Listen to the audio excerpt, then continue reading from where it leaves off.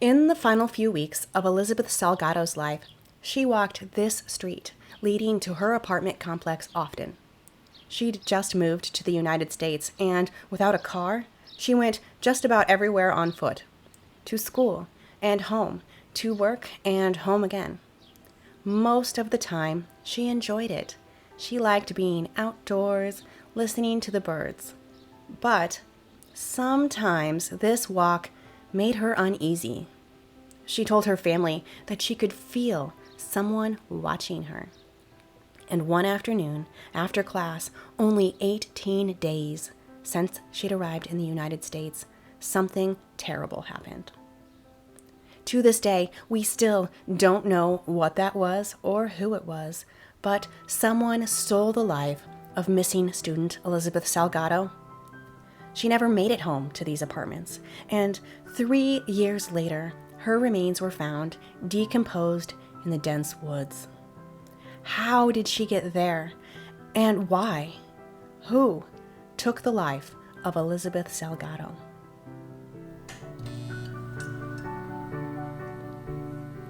Elizabeth Elena Laguna Salgado was last seen leaving her English language class, which had been held in this building in downtown Provo, Utah. She had received a scholarship from the language school, Nomen Global, which has since relocated. Classmates reported that on the day she disappeared, Elizabeth had been wearing a denim jacket, blue jeans, and knee-high boots. They said she was carrying a denim purse with red straps. Thursday, April 16th, 2015, had been a cold spring day, and while it had been warm earlier that week, it had been a chilly, rainy morning, and records show that at the time that she was walking home, it was cloudy and about 50 degrees outside. Had someone pulled over and offered her a ride? If so, no one saw that happen. So very much of Elizabeth's known walk occurred in this busy downtown area at 2 o'clock on that Thursday afternoon, and somehow no one saw or remembered Elizabeth other than her classmates in these first few blocks from her school. While there were several accounts of Elizabeth downtown on foot, none of the cameras from nearby businesses caught her walking home. In fact, none of them even faced the street. Several classmates had seen her. Someone said they saw her on this street by Rushka's Kolaches. Several others reported seeing her another block north from here. The only record of Elizabeth's walk that afternoon came from her classmates, a few eyewitnesses who saw her head west and then north, up North 500 West, also known as State Street. She was walking in the direction of her apartment. These roads had become part of her regular route during her brief stay in America. The 26-year-old had recently moved to Utah from Mexico to learn English, and she didn't have a driver's license or a car yet. Walking was her only option. Elizabeth had about 18 blocks to walk, but she never made it home. Something happened to her on this walk, in broad daylight, on a route she walked daily, and no one had seen anything. Somehow, she simply vanished. Elizabeth had recently moved to Provo from her home in Chiapas, and while she was getting to know new friends in the area, she texted constantly with her family because she missed them so much. That afternoon, she sent only a few final text messages. She texted her sister in Mexico, and she also texted an uncle that lived in nearby Lehi. His name was Rudenberth, or Rudy. Rudy had been helping Elizabeth adjust to life in a new country. He had helped her get a part-time job, and had helped drive her to the bank and to the store. That afternoon, Elizabeth texted Rudy to see if he would give her a ride to Walmart so she could buy some groceries, and he arranged to pick her up at 5:30 p.m. Elizabeth had also been texting with her sister Sarah that afternoon. Sarah told the Desert News that she messaged Elizabeth at about the time she expected her to get out of class, telling Elizabeth that she loved her and asking what she was doing. Sarah received a response at 2:30 p.m. saying that she had already left school, It was the last message Sarah ever received from her sister. And I think this is a good time to point out just a few things. First, her name. While Elizabeth may have been her legal first name, she often went by her middle name, Elena. Nearly all of my source material, the newspapers and media from when she went missing, refer to her as Elizabeth, even though that's not how she referred to herself. I'm guessing it's due to how she was reported missing. But I really struggled with what name to use for her in this video.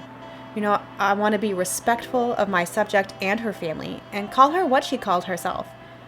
But at the same time, I don't want to be confusing or overcomplicate this already complicated case. And after doing all the research and seeing the name Elizabeth repeatedly, I really thought of her as Elizabeth, and it's what everyone was calling her. So I went with using the name Elizabeth for the video. Peer pressure, I guess, but it was a tough decision. If you have a strong opinion on the matter, let me know in the comments. Should I be calling her Elena instead? The other thing that is really relevant here to note is that Elizabeth didn't have a phone plan yet. She messaged people using the program WhatsApp and could only do this when her phone was on Wi-Fi. So initially, when family reached out to her that afternoon and were unable to reach her, they wondered if maybe her phone had died or if she was just somewhere where there was no Wi-Fi connection. And this is what her uncle Rudy thinks when he arrives at 5:30 for their trip to Walmart. He calls her phone and there's no answer. He waits a little while, and when there's still no response from his niece, he thinks perhaps she's already at Walmart. So he goes there and checks each aisle, but he does not find Elizabeth. Her family in Mexico is concerned. Elizabeth was in such constant contact with her family that they already know that something is wrong, even from that far away. When they speak with Rudy that evening and learn of the missed shopping trip, their worries heighten.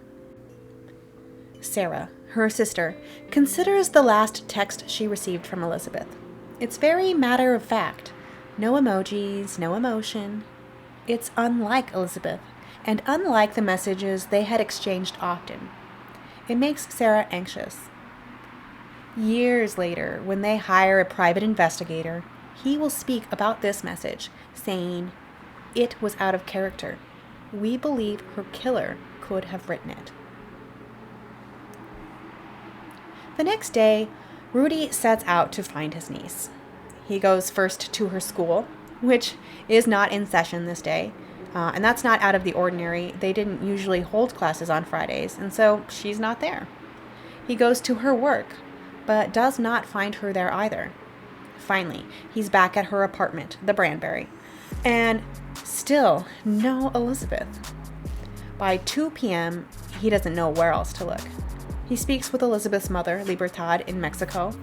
Libertad is used to speaking with her daughter every night before bed. But the last night, she received no call, no text, no word from her daughter, and Libertad is worried. Rudy and Libertad reach out to their brother, Elizabeth's other uncle, Rosenberg, who lives in California. Rosenberg shares their concerns, and he calls the police in Provo and reports Elizabeth missing. Provo, Utah is a college town. It's home to BYU, or Brigham Young University, the largest privately run church school in the United States and the third largest private university. Normally, in a case like this, when a young adult new to a college town can't be reached by her family for 24 hours, police might assume that they're just out with friends, traveling, exploring, or partying. Provo's only 5 hours from Vegas by car. But Elizabeth's family is confident that this is not the case, and that's not the type of person that Elizabeth was. Thankfully, law enforcement are receptive to the Salgados' pleas, and when they learn a little bit more about Elizabeth, they agree. The radio silence from her is very suspicious. In many ways, Elizabeth is like a typical American student living in a college town. She liked to exercise and be outdoors. She loved stargazing and listening to music, Katy Perry, Rihanna, Romeo Santos. And she was adventurous, branching out, shy, but hoping to make new friends, maybe even meet a boyfriend. But in other ways, Elizabeth is not at all typical. She was very strong in her faith, adhering to many of the strict Mormon rules for behavior and modesty. She's described by those that love her as responsible and reliable. She doesn't know English very well, and she was very close with her family. Elizabeth grew up with a large family in Chiapas, Mexico. She had 6 brothers and sisters. They were all close with each other and kept in close contact, even when they weren't close geographically. Elizabeth was smart and driven. She had graduated from the Tuxtla Gutierrez Institute of Technology with a degree in industrial engineering and had wanted to keep learning. So she applied for a scholarship to attend the Nomen Global Language School and had been excited to learn in America, particularly in Provo, because of her religion. Elizabeth was part of the Church of Jesus Christ of Latter-day Saints. She loved her church. It's expected in the Mormon religion for young adults to spend several months traveling, serving others, and spreading the news of Jesus Christ. Elizabeth had served her mission in the beautiful town of Pachuca, Mexico, and it sounds like it was a really good experience for her. When she came back home to Chiapas in November of 2014, she was just happy and excited to tackle her next challenge, learning English. She chose to learn it in a place where most other people don't speak Spanish, opting for a true immersive experience. Provo is also a predominantly Mormon town.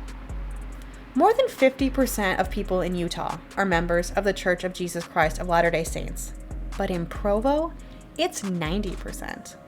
So Elizabeth was looking forward to being somewhere where almost everyone shared her religious beliefs, where she could feel safe and meet new friends. That's not to say that she felt naively safe. Her family described her as quiet and responsible. They say she would not have gotten in a car with a stranger, and she wasn't someone who would have left town without letting them know. Elizabeth didn't have her own car, and she'd only met a few people. She did not have the means or motive to leave town on her own. The Provo police agreed, and given this conclusion, they quickly swung into action, interviewing her roommates and classmates. Elizabeth was a beautiful young woman, and there were reports that she had turned down dates with several men. One guy from school had asked her out. He was quickly located, and he said that on that Thursday afternoon, he had been hanging out with friends. This alibi checked out, and police additionally searched his car and home and found nothing to indicate that he had been with Elizabeth or would be of any danger to her. It was during the interviews with her classmates that police determined where she had been walking when she was last seen and what she had been wearing. Sightings of Elizabeth only extended a few blocks from where she was attending classes, which brought their attention to this route. There had been a lot of hope that they could find video of Elizabeth walking home that day.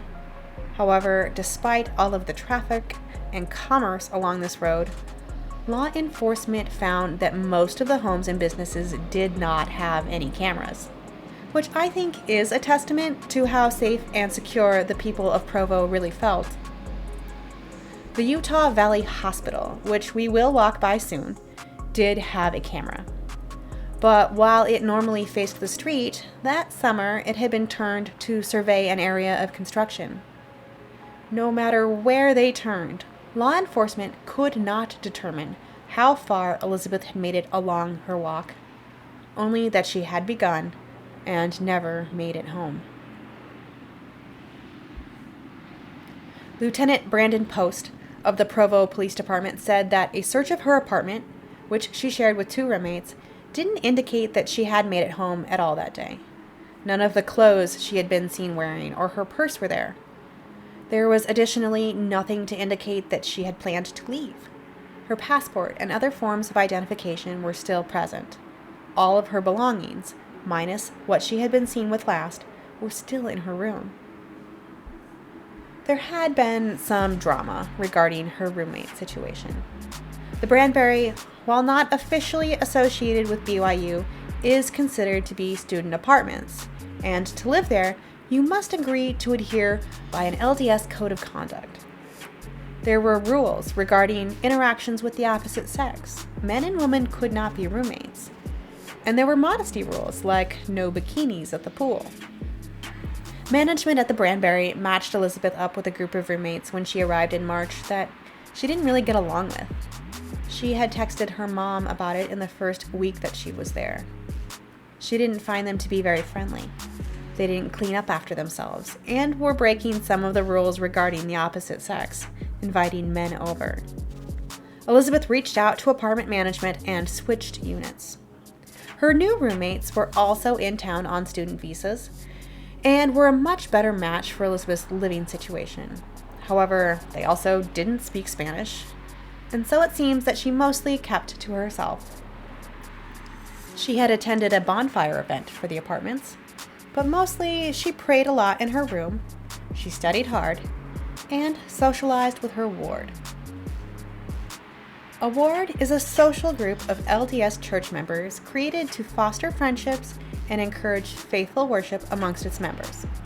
There are different types of wards to join, and which ward you belong to will depend on your age, your marital status, and where you live, so that meetups and events are accessible and convenient. Due to the high concentration of LDS members in Provo, many of the people in Elizabeth's ward also lived in the Branberry apartments. I'm under the impression that there are several wards just within the one apartment complex, and that maybe due to her roommate issues and the apartment switch, she had actually been assigned to a ward that no longer applied to her specific geographic area. Regardless, Elizabeth did attend several events with the YSA 140th Ward. YSA stands for Young Single Adult. She did meet several people this way, including one young man who was interviewed by authorities, Mackie Smith. Smith lived in the Branberry apartment complex and had unofficially been assigned as Elizabeth's ministering brother, which is a church calling that encourages members to serve and befriend one another. He said that even though they didn't spend much time together, they did hang out a couple of times, practicing each other's native languages and talking about their faith. I don't think there's a negative thing you could say about her, Mackie said. She had a heart of gold. Mackie Smith is one of Elizabeth's friends that spends time helping search for her and attending press conferences to spread the news of her disappearance. I couldn't find out why exactly, but I did read that Elizabeth's family considered Mackie suspicious early on. However, the Salgado's private detective publicly cleared him of suspicion, calling him cooperative and helpful. Authorities also looked into Elizabeth's place of employment. She had been hired as a part-time waitress at a local Mexican restaurant, El Huarache Sabrosón, which has unfortunately since closed. According to the restaurant owner, Martha Duran, Elizabeth missed her shift that Thursday afternoon. She said that she called her several times, but she didn't answer. Martha described Elizabeth as timid, but reliable. She had always arrived to work early. Martha told local news station KUTV that she felt terribly about Elizabeth and that her disappearance was suspicious. Elizabeth's co-workers told the Provo Police Department that a construction worker that occasionally visited the restaurant had offered to buy her things, making her feel uncomfortable. Law enforcement asked Elizabeth's co-workers for help, and they called police the next time the construction worker came in. Police followed the man home and interviewed him there. He had an alibi that they were able to confirm. While police dig into their investigation and her family in Mexico await the approval of their humanitarian visas, the community in Provo stepped up to search for Elizabeth. Thursday, April 23rd, 1 week after she disappeared, 300 volunteers joined together to search the river, her route, and the surrounding areas. But they turned up nothing. The next day, a large press conference was held. law enforcement were joined by Elizabeth Smart and her father, Ed. In 2002, 13 years earlier, Elizabeth Smart had become a household name when she was abducted from her Salt Lake City home. As a 14-year-old, she had been held captive for 9 months until a viewer of America's Most Wanted spotted her in disguise and notified police. Her kidnapper, Brian David Mitchell, is currently serving a life sentence in federal prison. Elizabeth Smart, now 27 and married, is an advocate for missing persons, and she got involved with Elizabeth Salgado's case to help bring attention to the situation. She told People magazine that the importance of the public and media's help in rescuing missing persons like Elizabeth Salgado can't be overstated. Law enforcement also took the opportunity to ask for help from the public. Lieutenant Brandon Post said, "We've interviewed everyone at the school and her roommates, but so far, we don't have any answers. That's why we've asked the public to help find her." The next day, another area search, this one led by the Provo Police Department, and even larger than the last. But sadly, again, searchers come up empty-handed. Finally, on April 30th, 2 weeks after her mysterious disappearance, Fox 13 reports that Elizabeth's parents and 2 brothers arrived in the United States to help look for her. They had received approval from the government to stay for 15 days. Almost as soon as they've arrived, news leaks that the body of a Hispanic woman had been found in a suitcase along I-80. Police tell her parents that they think it may be Elizabeth, and her family is devastated. Though they soon learn that several scars and marks on the body do not match Elizabeth's description. The dead woman has a tattoo, where Elizabeth did not. The woman in the suitcase turns out to be Las Vegas resident Susana Villavazzo. Elizabeth is still missing. Motivated and hopeful, the family begin holding vigils, press conferences, and searches. They don't speak English, but paired with an interpreter, they reach out to anyone that will listen for help finding their daughter. A local printing company donates 20,000 flyers, and all of Provo is plastered with missing person posters. On May 4th, a $5,000 reward for information is announced, and in just a few days, it triples with the help of anonymous donors. The Provo Police Department continue to dive into Elizabeth's investigation, assigning their entire detective division to the case. They hold daily meetings with her family, who have flocked to Provo to look for Elizabeth. Her uncle, Rosenberg Salgado, who initially called in her missing persons report, leaves his teaching job and moves to Utah from California. He told reporters, "I had to stop working to be able to search for my niece. She's my priority. Basically, I've put my life on pause." Provo authorities tell the public that they have interviewed all 230 people at the Nomen Global Language Center and are now focused on follow-up, second interviews there. They've also begun investigating other avenues. They've determined that since April 16th, there has been no activity in Elizabeth's email, social media, or bank accounts. They've reached out to WhatsApp, the messaging program Elizabeth used to communicate with others. And unfortunately for law enforcement, WhatsApp does not retain customer information, and so without her phone, which is still missing, they are unable to see who she was communicating with or trace her movements. The FBI stepped in and determined that all of her phone activity was restricted to this small area of Provo, where we are. Her phone pinged consistently between her apartment, job, and school, and it didn't ping anywhere outside of this route. Still, detectives leave no stone unturned, Lieutenant Brandon Post saying, "One of our detectives has gone down to Chiapas, Mexico, and is working with investigators and the FBI to follow up and get background information on both Elizabeth and the family to see if we can find out as much as we can." And as spring turned to summer, suspicions actually do begin to fall on the family. both uncles run into issues with their polygraph exams. Provo Police Lieutenant Post calls these issues incongruences, telling the media, until we can reconcile those, the uncles are not invited back into the family meetings. Law enforcement state that Rudy and Rosenberg's removal from the family meetings do not imply any wrongdoing. Lieutenant Post also saying that, quote, polygraphs are excellent investigative tools, however, the results cannot be relied upon as absolutes.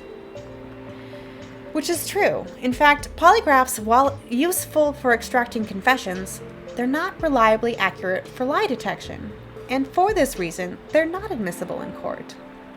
But, sadly, when news of these incongruences is made public, volunteers for searches drop off significantly. Rudy and Rosenberg had largely become the face of the search for Elizabeth, and honestly, it made sense. Both of her parents are Spanish-speaking and unfamiliar with the area. Her uncles stepped up to speak with the media and the community, putting themselves in the public eye and under suspicion. Juan Manuel Ruiz, chairman of the board of the Latin American Chamber of Commerce and search volunteer, was quoted as saying, "One of them was really close to her, and the last message was sent to him. The last phone call was sent to him. There are just so many things that just don't make sense. It almost makes you feel like, is it possible she went with somebody she trusted?" While Juan may be correct that Elizabeth went with somebody she trusted, both of her uncles insist that they have nothing to hide and simply wish to find their niece. And eventually, authorities are able to verify both uncles' alibis. Rosenberg was in another state on the day of Elizabeth's disappearance, and Rudy was not in downtown Provo or the area of her apartments that afternoon. His cell phone records were used to confirm his whereabouts that day. Both uncles are cleared of suspicion, but publicly the damage is done. Even today, it is evident that the suspicion lingers, and back in 2015, the number of search volunteers dwindled. And so did media coverage of Elizabeth's case. Eventually, her father and brothers must return to Mexico. Their visas expired. Libertad, her mom, stays a while longer, holding vigils and spreading the word of her daughter's disappearance. The holidays come and go without Elizabeth. Birthdays, celebrations, months, and then years pass. There are occasional stories about Elizabeth in the news, press conferences held on the anniversary of her disappearance. The police department continues to work her case, though it no longer consumes the entire detective division. Provo Police Sergeant Nisha King says, "We're following any lead we can. Anything that comes through, we're researching." Ultimately, more than 3 long years will pass until her family and the community have answers in Elizabeth's disappearance. On May 18th, 2018, a man driving through Hobble Creek Canyon pulled over to the side of the road. He's miles away from a restroom, but nature calls. He walks a short distance to the woods and spots something.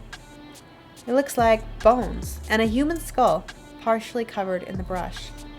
He calls authorities, and when a Utah sergeant with the sheriff's office calls the man back, they ask him, what makes him think that these bones are human and not animal? The citizen takes a closer look and tells the sergeant that there are clothes among the bones. He takes a photo with his phone and sends the picture to the sheriff's office. The clothes were those that Elizabeth had been wearing the day she went missing. Hidden, but not even buried, Elizabeth's decomposed body has been finally found, approximately 20 miles southeast of where she had been last seen. Dental x-rays confirm her identity. Her family was notified, and the next day, on May 24th, 2018, the Utah County Sheriff's Office published a statement confirming that the remains found in Hobble Creek Canyon had been positively identified as belonging to Elizabeth Elena Laguna Salgado. Because her remains had been found in an unincorporated territory of Utah, The Utah County Sheriff's Office took over the case from the Provo Police Department. Forensic investigators were sent to the site, and 98% of her bones were recovered. The bones that were found had no obvious signs of injury, and unfortunately, due to the length of time her body was exposed to the elements, no tissue was available for forensic testing. While no cause of death could be determined, Sergeant Spencer Cannon told members of the media that the circumstances of her death have caused investigators to believe it is a homicide. Detectives also believed that her killer was familiar with the area her body was found, Hobble Creek Canyon. It was very remote. Detectives investigated the man who found Elizabeth, confirming that he had actually pulled over and defecated in the woods, and verifying his alibi for the day of her abduction. The man had been out of state on his mission during that time. When asked about other suspects, Lieutenant Eric Knutson said there were 2 people on their radar, but he wasn't ready to call them persons of interest just yet. "We're trying to get more in-depth information," Lieutenant Knutson elaborated, explaining, quote, "These people have said, 'Hey, I was at this place at this time,' and we're not getting any of those confirmations, and we're going to keep following up until we get those confirmations of their whereabouts." The lieutenant does not clarify if these 2 unnamed people are connected to each other, or if they are 2 separate leads with unconfirmable alibis. He also doesn't say if they are new leads, or if they've been known to law enforcement for the whole 3 years. It seems that after all this time, it would only get more difficult to confirm one's alibi. Several weeks later, in June, Elizabeth's family members from Mexico arrived to speak with detectives and to see the location where she had been finally found. Together, they all trekked into the dense woods. And then, to their dismay and surprise, while the group was on site at Hobble Creek Canyon, grieving the loss of their loved one, they spot several small bones in the dirt. These bones had been missed by investigators. Sergeant Spencer Cannon, spokesman for the Utah County Sheriff's Office, said that while they were still waiting on confirmation from the medical examiner, the bones did appear to be Elizabeth's. Officer Cannon said that the area had been thoroughly scoured for remains, but he wasn't surprised that the small bones had been missed. Police had previously mentioned finding just 98% of her bones, and Officer Cannon said, "People may choose to disagree with this, but I don't believe it's that we did a shoddy job of processing the evidence up there at the scene. It's just a matter of we didn't find it all." On June 28, 2018, a memorial service was held for Elizabeth. Her family gathered to grieve and share memories of the young woman. While Elizabeth is finally laid to rest, her family do not stop seeking answers to the questions that they have. What happened to Elizabeth that day? In order to gain more insight into the investigation, they hire a private detective, Jason Jensen of Jensen Investigations. Mr. Jensen returns to Hobble Creek Canyon, the site of Elizabeth's recovery, and using a metal detector, he finds a penny. This penny had been minted in 2006, but it was unclear how long it had been at Hobble Creek Canyon, or if it was in any way associated with her murder. The Utah County Sheriff's Department has not seen this penny and commented that they think that they would have found the penny if it had been there when her body was discovered. They indicate that it may have been left behind more recently. Mr. Jensen believes that it could have relevance to the case. Perhaps it had been missed by investigators, especially given that the family themselves found evidence while they were out in the woods. The Salgado's private detective also sets to work re-interviewing Elizabeth's friends and associates, and in 2020 he announced some interesting findings. Just 4 days before Elizabeth's disappearance and death, she attended a church activity at Kelly's Grove Park Pavilion at the base of Hobble Creek Canyon. The PI believed that a member of the church group may have invited Elizabeth to go back up to the canyon for a hike or a picnic in the days after the party, and then attacked her once the two were in a secluded area. The PI pleads for more information from the public. It had been Sunday, April 12, 2015. Elizabeth had joined the YSA 140th Ward at Kelly's Grove Park, but detectives still don't know who gave her a ride to that event. It would have been at least a 20-minute ride in each direction. Mackie Smith, her ministering brother, had planned to drive her, but he had fallen ill and been unable to go. Someone else stepped up. Who had helped her out that day? And why haven't they come forward to speak with investigators? That fall, detectives in Utah arrested a man named Adam Durborow for the murder of South Salt Lake bookstore owner Sherry Black. DNA had connected him to the 2010 crime, and the 29-year-old had a history of run-ins with the law.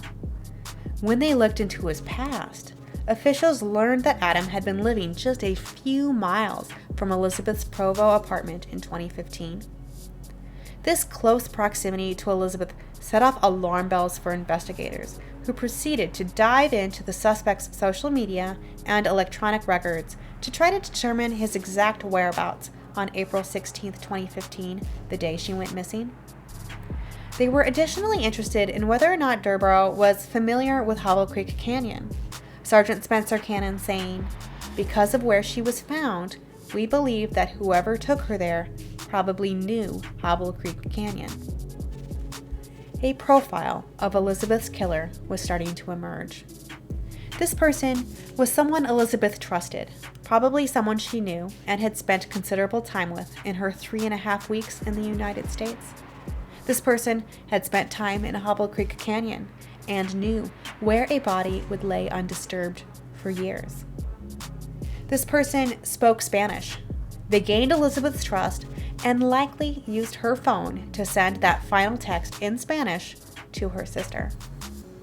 This person may have been a part of the LDS Church and even her ward, attending the event Sunday, April 12th at Kelly's Grove Park.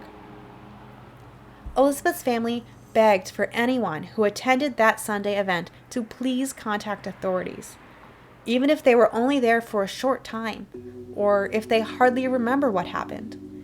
Any information could still be useful in solving this case. Nothing comes of the investigation into Adam Durborow, despite the proximity and possibility that he could be involved in Elizabeth's murder. Nothing connects him to her in the brief time she spent in Utah. In 2021, Jensen, along with the Utah Cold Case Coalition, announced that male DNA had been recovered from the penny found at Hobble Creek Canyon, where Elizabeth had been found. He set up a GoFundMe to raise money for further DNA testing and indicated that they'd like to submit it to genealogical websites for identification. Laws on using genetic genealogy to solve crimes vary widely by state, and given how much currency exchanges hands, it's quite possible that there's more than one DNA profile on that penny. However, since news of the penny has become public, no one has come forward to admit that they left it at her remote resting spot. So, could this coin hold the key to Elizabeth's murderer? The GoFundMe has been fully funded, but I'll go ahead and link it in my description anyhow. Most recently, Elizabeth's aunt, her mother's sister, Rosenberg's and Rudy's sister, 45-year-old Miriam Judith Salgado, was reported missing in fall of 2021. Her family had not heard from her in several weeks, but unlike Elizabeth, she was not one to keep in close touch. Detectives tracked her last movements to Washington County, Utah, where in mid-August, police had found her sleeping in her car. Miriam had been dealing with some mental health issues at the time. By September, her car had been located, abandoned on a dirt road outside of Zion National Park. Authorities searched the area several times, but came up with no clues to her whereabouts. Sadly, 18 months later, this March, a hiker found Miriam's remains, only about a half mile from where her vehicle had been located. Law enforcement do not suspect foul play and have said that they have found no obvious connection between Miriam's death and Elizabeth's case. The coincidence of the two Salgado women's untimely deaths in Utah is just that, a coincidence and a sad tragedy. Today, police still need help from the public to find Elizabeth's killer. A spokesman for the Utah County Sheriff's Office said that the case remains active and they still get leads, but so far, none have resulted in a suspect. Elizabeth started out walking that day, headed back home to these apartments. She never made it. Sergeant Spencer Cannon believes that someone Elizabeth knew and trusted pulled over and offered her a ride. He hopes that someone out there has a memory of a car pulled over on State Street, or a recollection of someone walking with a young Hispanic girl down that sidewalk that day. Sergeant Cannon encourages them to come forward. Law enforcement needs your help to solve this case. They need tips. Elizabeth needs justice.